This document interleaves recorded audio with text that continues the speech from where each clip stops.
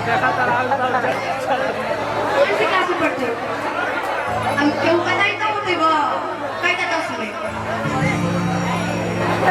अच्छा चालू है। अच्छा मम्मी आई है? कहाँ है मम्मी? नहीं आई है। पापा आए हैं? अकेले चले बड़ा? मामा के साथ है बड़ा? हाँ मामा के साथ लेके आई। दीदी आई बड़ी? दीदी कहाँ बड़ी? दीदी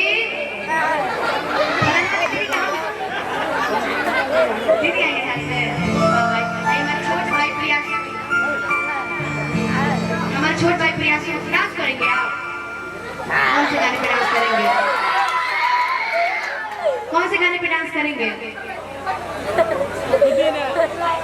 जी बढ़िया मस्त देख भाई ठीक पड़ा ना भक्ति पे। कौन से गाने पे? पुदीना पे।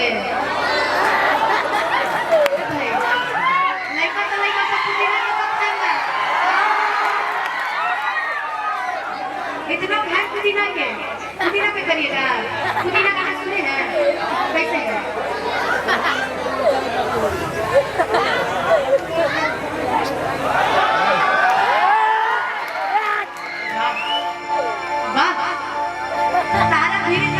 हम क्या लगा था कि हम इन तरफ भी जरूर वायरल हो जाए कि होके चाहे ना कि हम जरूर वायरल हो जाए।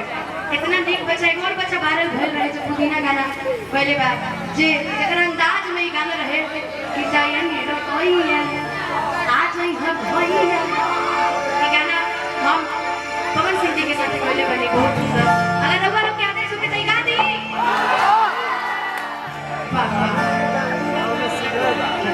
लॉकडाउन में पुदीना बेच दिया अपना जीजा के साथ बेचने हुई है।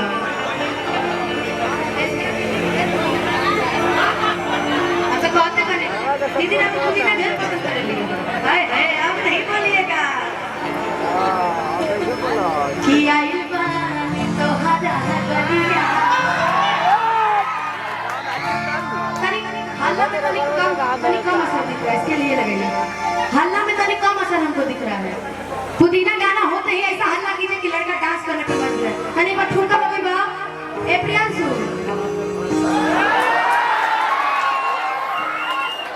बच्चे हटाने लग खाली देखते हैं लड़ो जैसे हल्ला नहीं की करेंगे।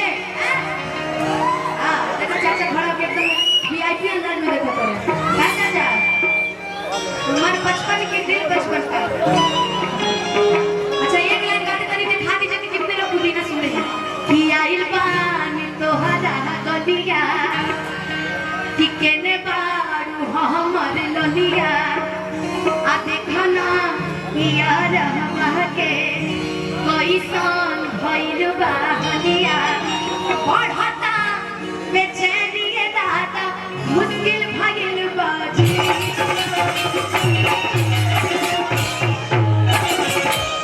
कि पढ़ता बेचैनी दादा मुश्किल भइल बाजी।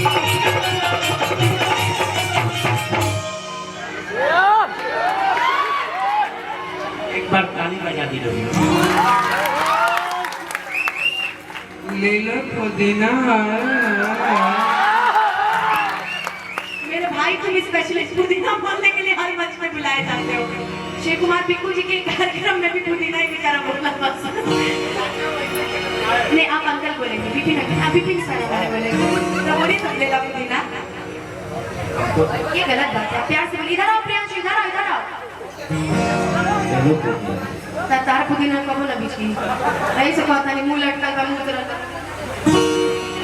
हंसते रहिए मुस्कुराते रहिए। अब हमारा बाप बोलेगा बाप बोलो लेना पुदीना। आप बोलो ले लो पुदीना।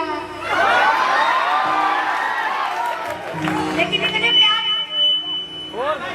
लेकिन जितने प्यार से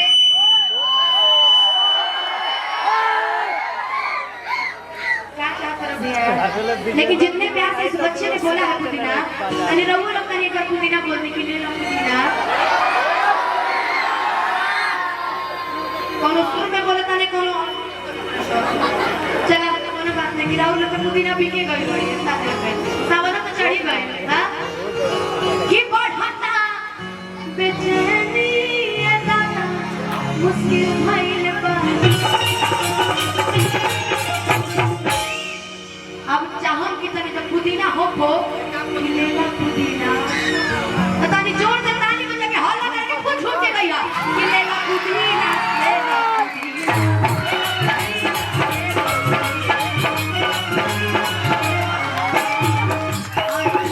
तोहरा गलिया केने बारे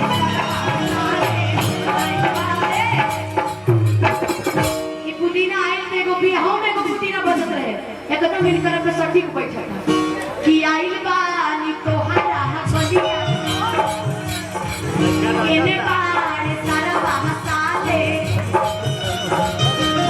गलिया केने बारे सारा बहसाले देखना यह जहाके कैसन भइल बा हलिया पढ़ता बेचारी ये दादा एक बेर में देखो पिछिन छोड़ेगा मुश्किल भइल बारी ये सारा देखो तेरे धार पांच पे बड़ा छवि आई हुई सुंदर बड़ा वैसे ए प्रियांशु प्रियांशु तनिया बता रहा हो हिनिया ऐसे ना ठुमका लगे ठुमका से चलो तेरा ठुमका पे दुनिया फिदा बा अरे विश्वास करता नहीं कि बड़ा हो के तुम बड़ा निमन पुदीना बेचबा लेकिन हम पुदीना कैसे बेचे के बाबू बेला पुदीना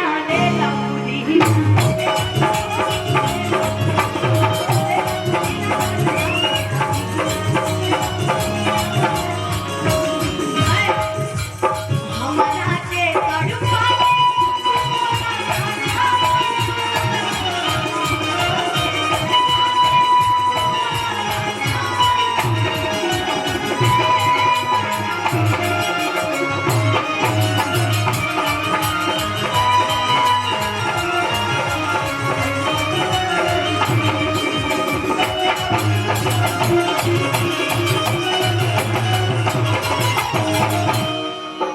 बाबू आगे हमरा संगी बैठो बैठो देखिए मैं जहाँ भी कार्यक्रम में जाती हूँ ना मैं घर के कार्यक्रम में मैं सीरियसली बताऊँ मैं घर के कार्यक्रम में आई तो बाबू देखो फूल हमरा के देता रहा बताओ तो देता नहीं खेरा है हमरा के फूल देता रहा फूल देता रहा हाँ कि निकला ना निकला जल्दी